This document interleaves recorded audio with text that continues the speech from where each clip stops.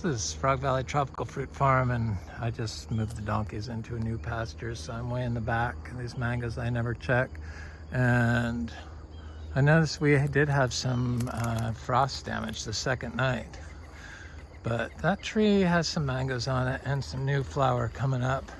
This one still has mangoes on it.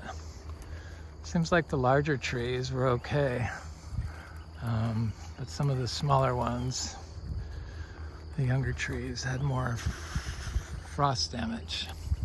But at least I have an excuse now to the organic people why my sales are going to be lower this year. So that's, I guess, a good thing. So I'm trying to figure out how to get through here. So this is our pastures, and this is everyone mows their pastures. I should show this. And I'm not going to show it. Anyway, they mow their pastures and there's just no feed on there anymore after the freeze. The pastures get compacted. There's no organic matter in the ground. And it's just a monocrop of sedge, basically. Around here anyway. But we like the weeds. I look at this as like prime spot to plant a whole bunch of cha-cha seeds. And hopefully I'll get plenty of cha-chas this year to plant of our own seeds. But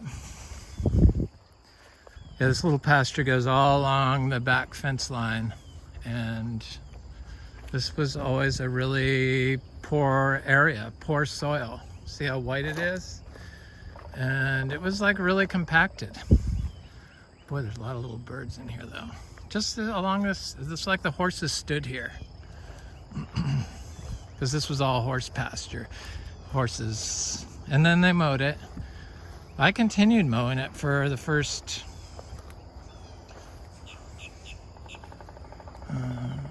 two years, I would say, till I learned that that isn't a good way. So this is now we're in the orchard part. So the pastures are on both sides of where I have these mostly mango trees. And this is a peach cobbler mango, and it's like half bloom and half not bloom, and it's fine.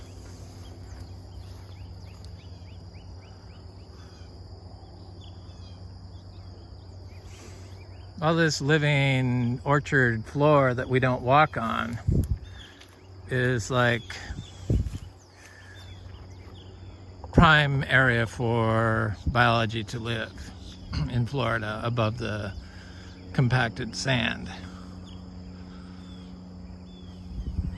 This is a sweet tart tree that had got a little bit of freeze, but it's mostly okay. I'm sure it'll bloom. I'm not sure who this is.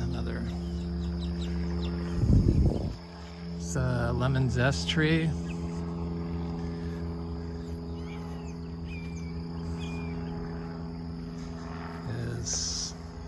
Seemed like just the smaller trees got affected back here. This lemon zest tree still has fruit on it. I see fruit, little tiny fruitlet.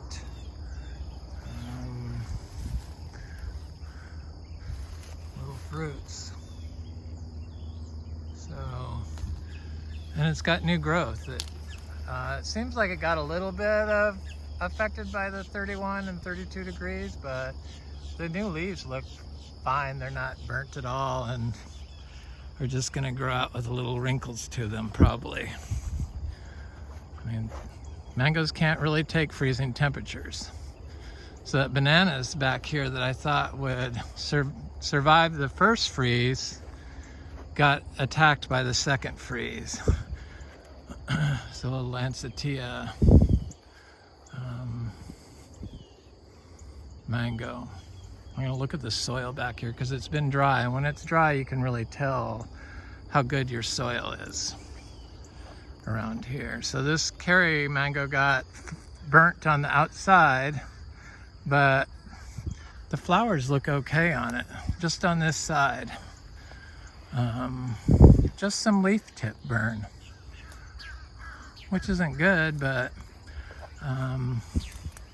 it looks like the mangoes, a couple of flowers got fried, but that Kerry, totally, those are all good. The orchard floor, look at it. Can you imagine how much fertility that is going into spring? And you don't even have to do anything. So I'm gonna look at the dirt up here. This little ice cream mango looks like it got hit. The smaller mangoes, they don't fare as well because this was all this was covered in ice.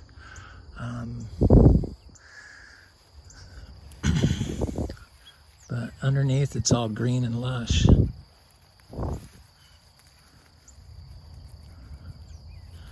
Okay, scrape up some soil here.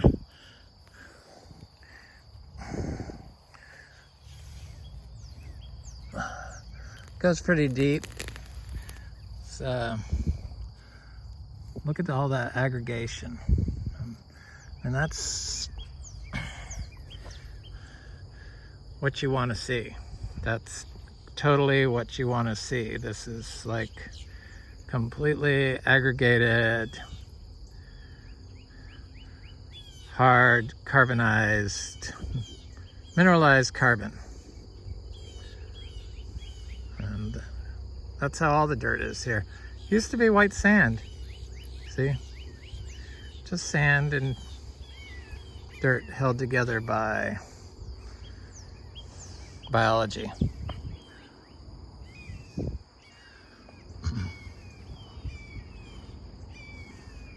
You don't get that when you have wood chip cover or a mowed lawn.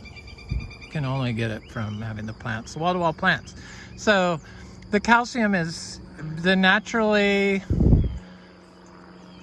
when the plant cycles calcium on its own through its tissues, collects and it takes up in a naturally growing system. It gets its calcium from the fungi through calcium oxide, basically. Because the fungi squirt enzymes onto the calcium carbonate rock and dissolve it into calcium, into what forms into calcium oxide, oxalate crystals, calcium oxalate crystals, and ships them through its system of moving nutrients. And the tree uses those in its internal systems to maintain its temperature on its leaves.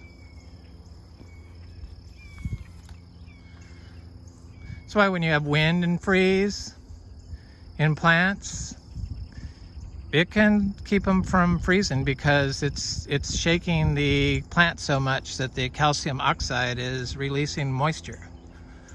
And if you have a system where the plant can continuously send calcium through its system in the form of calcium oxalate, then the trees have a better chance of surviving. Here's a littler tree, it's a little ice cream tree. It's the ice cream tree, ice cream mango, but it looks like this one, they replete blooms so much, it's mostly just on the tips of the leaves. This all came from the second night because we didn't have any wind. But overall, it fared very well. I mean, a lot of the trees still have fruit and flowers on them with no freeze.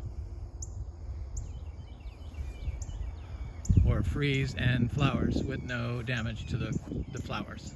I can see fruit on this little cotton candy mango. See if I can get it. I can see one fruit right there in the center, basically. Center top of the flower. So,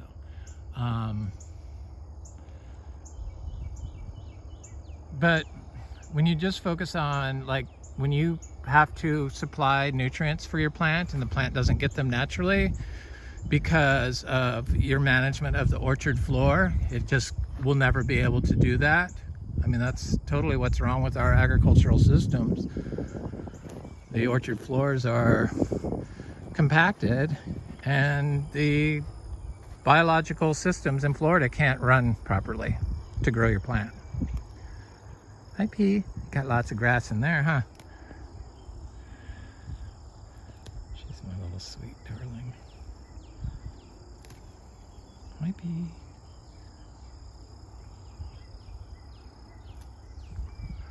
Yeah. I see all the neighbors' property. They have no grass left because all the, pastures, because they mow them. They mow the pastures because they don't think that weeds are any good.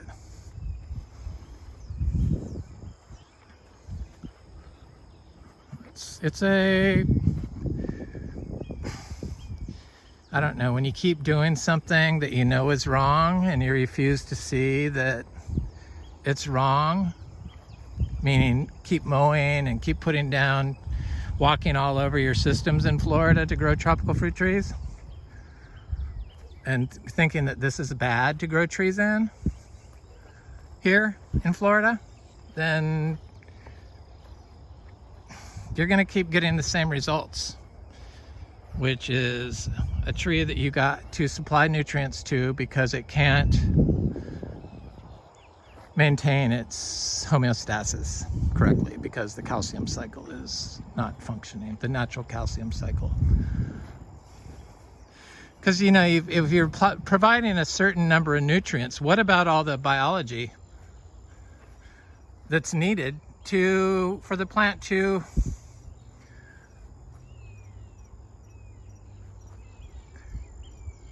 process that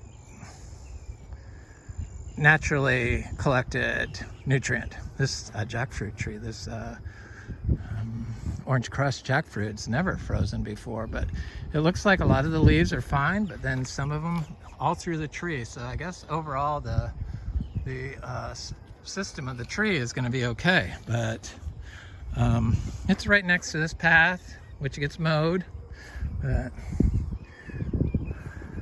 So some of the trees in here, you could see the gold on the tops. They got fried. This was like the worst compacted area that's held water and never could, the water would just sit in it. So just this year got it fixed by burying whole biodynamic horns, horn and all, filled with BD 500 into the ground in the compacted areas.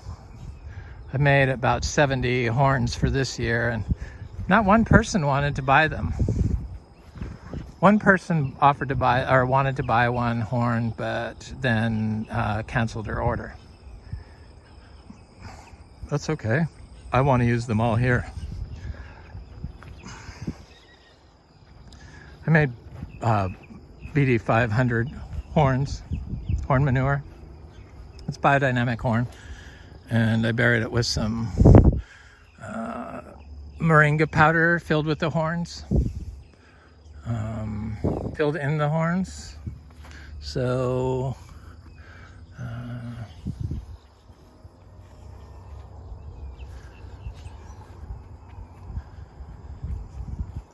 it should be good stuff. It's all fungally dominant. It's like, I don't know.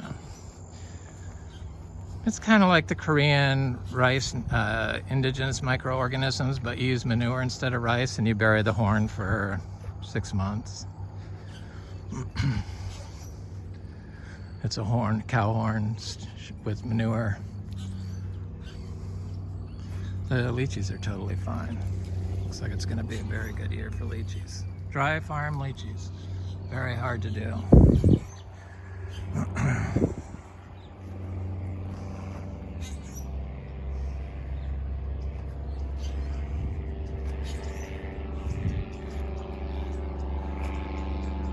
Like there's lots of bloom on that lychee too. So this sweetheart mango has bloom on the top and I'm sure it's gonna bloom on the bottom. So a lot of the little cashews in the compacted areas, they don't look very good, but some of them made it. This is another orange crush mango, no problem. These lychees, this was the worst part of the yard. I mean, this lychee is prime example. The grass never grows, nothing diverse grows.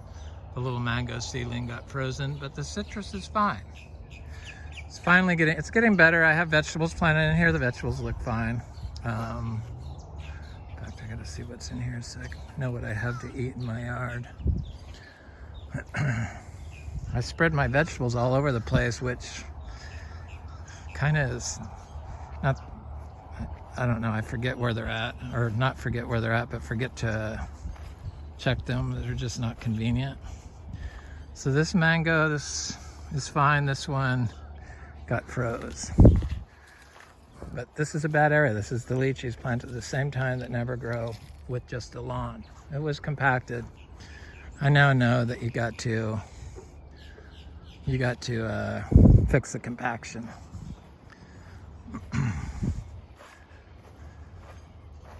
This lychee is totally great. There's a little seedling mango in there I could see is fine. Citrus, the naturally seed-grown citrus, no problem.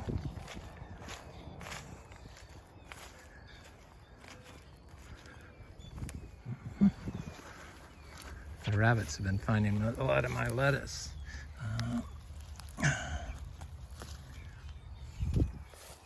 Not the best looking radish in the world, but in fact I'm not eating it. I'll eat part of it maybe. It's not woody. That's good. A lot of the cashews I planted in here, all the cashews I planted through here are doing great.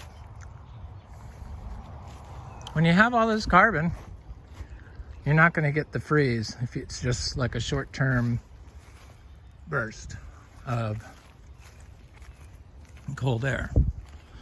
The carbon in the wall, you know, holds heat. In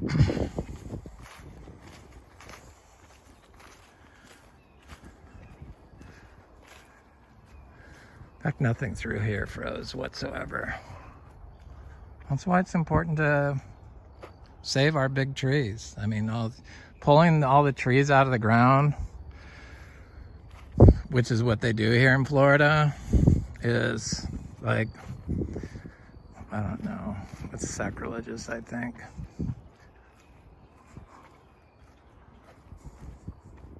People just don't know any better, and then they think they know, and they start using the nutrient dumping methods, the NPK, the micronutrients, the macronutrients, which is all wrong. The biology living in a natural system, in the healthy, thick, biodiverse natural system of carbon, in an undisturbed system, each in a tablespoon of soil, there's so much, more life than a human population in a tablespoon of soil, or something bizarre, incredible like that. Well, in all that biology are all these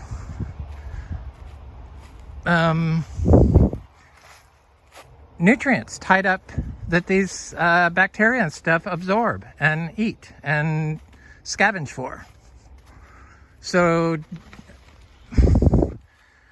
probably a tablespoon of healthy soil would be better than all the nutrients that you're dumping, in combination with proper orchard floor management for Florida.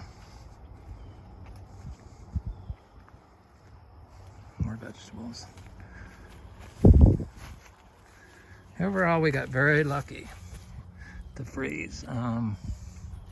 Lucky that some of my mangoes got it and some didn't. This is like a radish. A huge giant radish. Normally these would be like super woody being in here for so long. But, I mean, look at that. I thought it was a beet. But it's not woody at all. And it's sweet.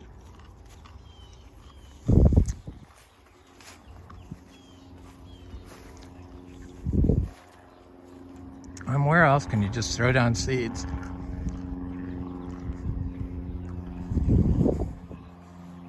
And grow a vegetable garden. No other work needed. As far as I know, it's Florida. I mean, what month is it?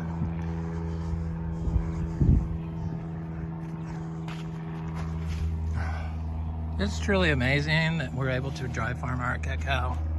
Well, I don't know if anybody realizes that, but I know some of you do, but it's pretty amazing. What happened to my camera? There we go.